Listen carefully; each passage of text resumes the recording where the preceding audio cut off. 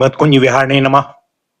श्री स्वामी हरिदास विजय तेतराम, श्री युगल सरकार, सदगुरुदेव और आप सभी रसिक भक्त वृंदों के श्री चरणों में दास का साष्टांग दंडवत प्रणाम।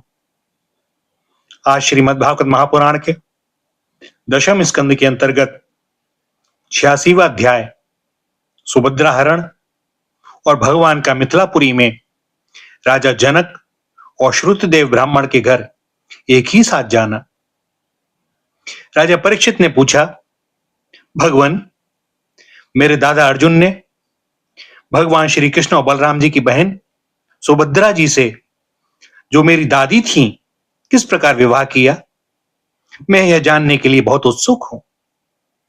श्री सुखदेव जी ने कहा, परीक्षित, एक बार अत्यंत शक्तिशाली अर्जुन तीर्थ यात्रा के लिए पृथ्वी पर विचरण करते हुए प्रभास क्षेत्र पहुंचे।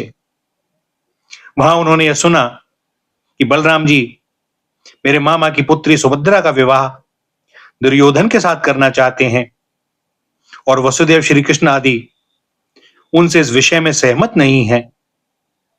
अब अर्जुन के मन में सुभद्रा को पाने की लालसा उठाई। वे त्रिदंडी वैष्णव का वेश धारण करके द्वारका पहुंचे। अर्जुन सुभद्रा को प्राप्त करने के लिए वहां वर्षा काल में 4 महीने तक रहे। वहां पूर्ववासियों और बलराम जी ने उनका खूब सम्मान किया। उन्हें यह पता न चला कि ये अर्जुन हैं। एक दिन बलराम जी ने आतिथ्य के लिए उन्हें निमंत्रित किया और उनको वे अपने घर ले आए। त्रिदंडी वेशधारी अर्जुन को बलराम जी ने अत्यंत श्रद्धा के साथ भोजन सामग्री निवेदित की और उन्होंने बड़े प्रेम से भोजन किया। अर्जुन ने भोजन के समय वहां विवाह योग्य परम सुंदरी सुभद्रा को देखा। उसका सौंदर्य बड़े बड़े वीरों का मन हरने वाला था। अर्जुन के नेत्र प्रेम से प्रफुल्लित हो गए। उनका मन उसे पाने की आकांक्षा से क्षुब्ध हो गया और उन्होंने उसे पत्नी बनाने का दृढ़ निश्चय कर लिया। परीक्षित, तुम्हारे दादा अर्जुन भी बड़े ही सुंदर थे। उनके शरीर की गठन भाव भंगी स्त्रियों का हृदय स्पर्श कर लेती थी। उन्हें देखकर सुभद्रा ने भी मन में उन्हीं को पति बनाने का निश्चय किया। वह तनिक मुस्कुराकर लजीली चितवन से उनकी ओर देखने लगी। उसने अपना हृदय उन्हें समर्पित कर दिया। अब अर्जुन केवल उसी का चिंतन करने लगे और इस बात का अवसर ढूंढने लगे कि इसे कब हर ले जाऊं। सुभद्रा को प्राप्त करने की उत्कट कामना से उनका चित्त चक्कर काटने लगा। उन्हें तनिक भी शांति नहीं मिलती थी। एक बार सुभद्रा जी देव दर्शन के लिए रथ पर सवार होकर द्वारका दुर्ग से बाहर निकली। उसी समय महारथी अर्जुन ने देव की वसुदेव और श्री कृष्ण की अनुमति से सुभद्रा का हरण कर लिया। रथ पर सवार होकर वीर अर्जुन ने धनुष उठा लिया और जो सैनिक उन्हें रोकने के लिए आए उन्हें मारपीट कर भगा दिया। सुभद्रा के निजजन रोते चिल्लाते रह गए और अर्जुन जिस प्रकार सिंह अपना भाग लेकर चल देता है, वैसे ही सुभद्रा को लेकर चल पड़े। यह समाचार सुनकर बलराम जी बहुत बिगड़े। वे वैसे ही क्षुब्ध हो उठे जैसे पूर्णिमा के दिन समुद्र। परंतु भगवान श्री कृष्ण तथा अन्य सुहृद संबंधियों ने उनके पैर पकड़कर उन्हें बहुत कुछ समझाया बुझाया, तब वे शांत हुए। इसके बाद बलराम जी ने प्रसन्न होकर वर वधू के लिए बहुत सा धन सामग्री, हाथी, रथ, घोड़े और दासी दास दहेज में भेजे। श्री सुखदेव जी कहते हैं, परीक्षित, विदेह की राजधानी मिथिला में एक गृहस्थ ब्राह्मण थे। उनका नाम था श्रुतदेव। वे भगवान श्री कृष्ण के परम भक्त थे।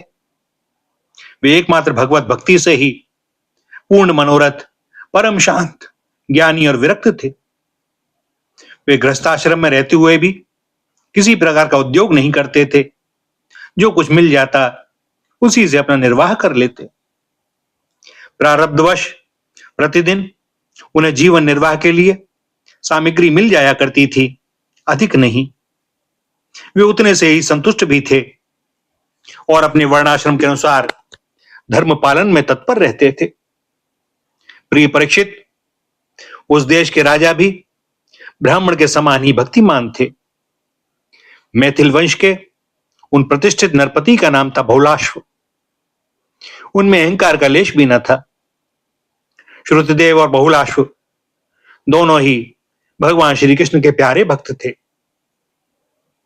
एक बार भगवान श्री कृष्ण ने उन दोनों पर प्रसन्न होकर दारुक से रथ मंगवाया और उस पर सवार होकर द्वारका से विदेह देश की ओर प्रस्थान किया।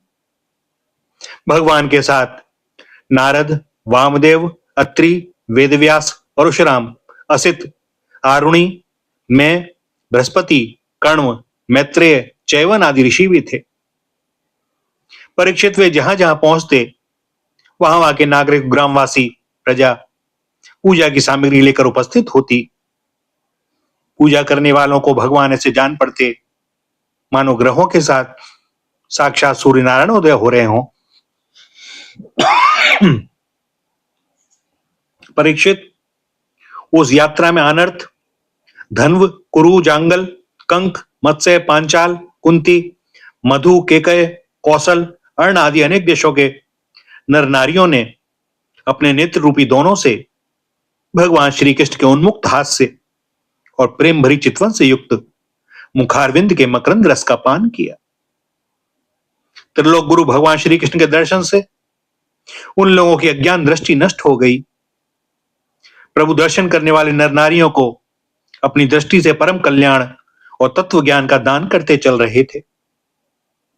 स्थान स्थान पर मनुष्य और देवता भगवान की उस कीर्ति का गान करके सुनाते जो समस्त दिशाओं को उज्ज्वल बनाने वाली एवं समस्त अशुभों का विनाश करने वाली है। इस प्रकार भगवान श्री कृष्ण धीरे धीरे विदेश देश में पहुंचे। परीक्षित, भगवान श्री कृष्ण के शुभागमन का समाचार सुनकर नागरिक और ग्रामवासियों के आनंद की सीमा न रही। वे अपने हाथों में पूजा की विविध सामग्रियां लेकर उनकी अगवानी करने आए। भगवान श्री कृष्ण का दर्शन करके उनके हृदय और मुख कमल प्रेम और आनंद से खिल उठे। उन्होंने भगवान को तथा उन मुनियों को जिनका नाम केवल सुन रखा था, देखा न था, हाथ जोड़कर मस्तक झुकाकर प्रणाम किया। मिथिला नरेश बहुलाश्व और श्रुतदेव ने यह समझकर कि जगत गुरु भगवान श्री कृष्ण हम लोगों पर अनुग्रह करने के लिए ही पधारे हैं, उनके श्री चरणों पर गिरकर प्रणाम किया। बहुलाश्व और श्रुतदेव दोनों ने ही एक साथ हाथ जोड़कर मुनि मंडली के सहित भगवान श्री कृष्ण को आतिथ्य ग्रहण करने के लिए निमंत्रित किया। भगवान श्री कृष्ण दोनों की प्रार्थना स्वीकार करके दोनों को ही प्रसन्न करने के लिए एक ही समय पृथक पृथक रूप से दोनों के घर पधारे और यह बात एक दूसरे को मालूम ना हुई कि भगवान श्री कृष्ण मेरे घर के अतिरिक्त और कहीं भी जा रहे हैं। विदेहराज बहुलाश्व बड़े मनस्वी थे। उन्होंने यह देखकर कि दुष्ट दुराचारी पुरुष जिनका नाम भी नहीं सुन सकते, वे ही भगवान श्री कृष्ण और ऋषि मुनि मेरे घर पधारे हैं, सुंदर सुंदर आसन मंगाए और भगवान श्री कृष्ण तथा ऋषि मुनि आराम से उन पर बैठ गए।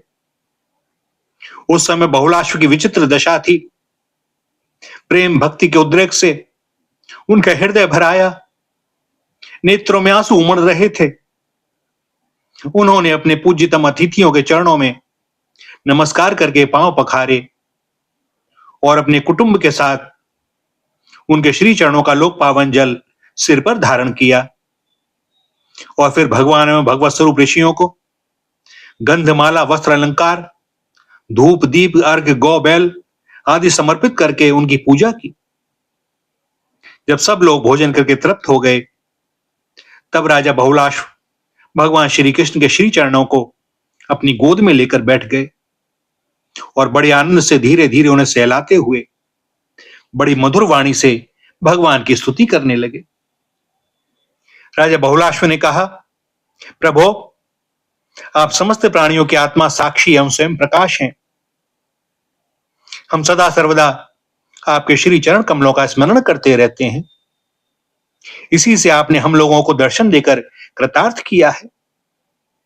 भगवान, आपके वचन है कि मेरा अनन्य प्रेमी भक्त मुझे अपने स्वरूप बलराम जी, अर्धांगिनी लक्ष्मी और पुत्र ब्रह्मा से भी बढ़कर प्रिय है। अपने उन वचनों को सत्य करने के लिए ही आपने हम लोगों को दर्शन दिया है। भला ऐसा कौन पुरुष है जो आपकी इस परम दयालुता और प्रेम परवशता को जानकर भी आपके श्री चरण कमलों का परित्याग कर सके। प्रभो, जिन्होंने जगत की समस्त वस्तुओं का एवं शरीर आदि का भी मन से परित्याग कर दिया है, उन परम शांत मुनियों को आप अपने तक को भी दे डालते हैं। आपने यदुवंश में अवतार लेकर जन्म मृत्यु के चक्कर में पड़े हुए मनुष्यों को उससे मुक्त करने के लिए जगत में ऐसे विशुद्ध यश का विस्तार किया है जो त्रिलोकी के पाप ताप को शांत करने वाला है। प्रभो, आप अचिंत्य अनंत ऐश्वर्य और माधुर्य की निधि हैं। सबके चित्त को अपनी ओर आकर्षित करने के लिए आप सच्चिदानंद स्वरूप पर ब्रह्म हैं। आपका ज्ञान अनंत है। परम शांति का विस्तार करने के लिए आप ही नारायण ऋषि के रूप में तपस्या कर रहे हैं। मैं आपको नमस्कार करता हूं। एक रस अनंत, आप कुछ दिनों तक मुनि मंडली के साथ हमारे यहां निवास कीजिए और अपने श्री चरणों की धूल से इस निमि वंश को पवित्र कीजिए। परीक्षित, सबके जीवनदाता भगवान श्री कृष्ण राजा बहुलाश्व की यह प्रार्थना स्वीकार करके मिथिलावासी नर नारियों का कल्याण करते हुए कुछ दिनों तक वहीं रहे। प्रिय परीक्षित, जैसे राजा बहुलाश्व भगवान श्री कृष्ण और मुनि मंडली के पधारने पर आनंद मग्न हो गए थे, वैसे ही श्रुतदेव ब्राह्मण भी भगवान श्री कृष्ण और मुनियों को अपने घर आया देखकर आनंद विह्वल हो गए। वे उन्हें नमस्कार करके अपने वस्त्र उछाल उछाल कर नाचने लगे। श्रुतदेव ने चटाई, पीढ़े और कुशासन बिछाकर उन पर भगवान श्री कृष्ण और मुनियों को बैठाया। स्वागत भाषण आदि के द्वारा उनका अभिनंदन किया तथा अपनी पत्नी के साथ बड़े आनंद से सबके पांव पखारे। परीक्षित, महान सौभाग्यशाली श्रुतदेव ने भगवान और ऋषियों के चरणोदक से अपने घर और कुटुंबियों को सींच दिया। इस समय उनके सारे मनोरथ पूर्ण हो गए। वे हर्षातिरेक से मतवाले हो रहे थे। तदंतर उन्होंने फल, गंध, खस से सुवासित निर्मल एवं मधुर जल, सुगंधित मिट्टी, तुलसी, कुश, कमल आदि अनायास प्राप्त पूजा सामग्री और सत्व गुण बढ़ाने वाले अन्न से सबकी आराधना की। उस समय श्रुतदेव जी मन ही मन तर्कना करने लगे कि मैं तो घर गृहस्थी के अंधेरे कुएं में गिरा हुआ हूं, अभागा हूं। मुझे भगवान श्री कृष्ण और उनके निवास स्थान ऋषि मुनियों का, जिनके श्री चरणों की धूल ही समस्त तीर्थों को तीर्थ बनाने वाली है, समागम कैसे प्राप्त हो गया। जब सब लोग आतिथ्य स्वीकार करके आराम से बैठ गए, तब श्रुतदेव अपने स्त्री पुत्र तथा अन्य संबंधियों के साथ उनकी सेवा में उपस्थित हुए। वे भगवान श्री कृष्ण के श्री चरण कमलों का स्पर्श करते हुए कहने लगे। श्रुतदेव ने कहा, प्रभो, आप व्यक्त अव्यक्त रूप, प्रकृति और जीवों से परे पुरुषोत्तम हैं। मुझे आपने आज ही दर्शन दिया हो ऐसी बात नहीं है। आप तो तभी से सब लोगों से मिले हुए हैं जब से आपने अपनी शक्तियों के द्वारा इस जगत की रचना करके आत्मसत्ता के रूप में इसमें प्रवेश किया है।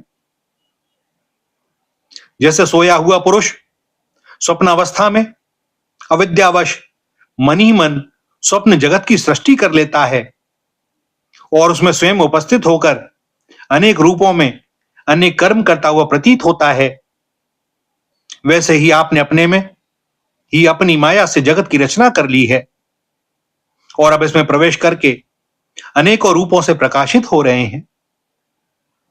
जो लोग सर्वदा आपकी लीला कथा का श्रवण कीर्तन तथा आपकी प्रतिमाओं का अर्चन वंदन करते हैं और आपस में आपकी ही चर्चा करते हैं, उनका हृदय शुद्ध हो जाता है और आप उसमें प्रकाशित हो जाते हैं।